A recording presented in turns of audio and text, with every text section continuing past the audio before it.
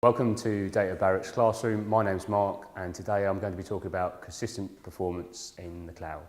Since the early days of virtualization and consolidated environments, there have always been issues with resource conflicts and what's called the noisy neighbour effect.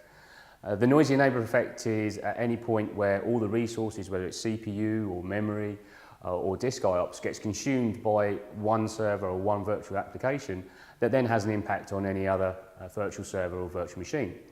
So what we're going to try and explain today is how this can change within a cloud environment and how we try and address that particular problem.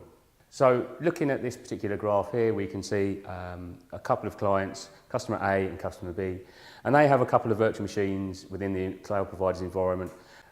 So obviously as the resources get consumed over time, there might be a certain point where they hit a conflict where there isn't enough resource available, whether it's CPU or disk or I/O on the storage.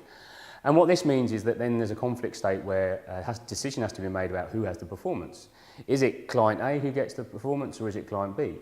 Now, as a cloud provider, it doesn't generally make these decisions and it might impact the performance of one client over another, and generally that's not what clients want for their production systems.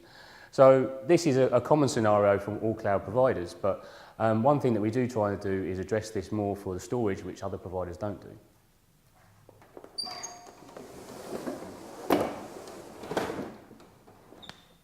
So looking specifically at storage, at Data Barracks we deploy specific technology to try and overcome the noisy neighbour effect where we get a client impacting any other number of clients within the environment.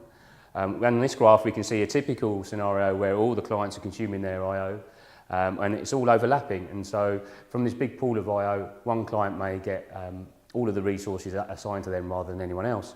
But by implementing our particular technology, what we can do is aggregate out all of the I/O to 100% and make sure that each client only gets a small percentage of it.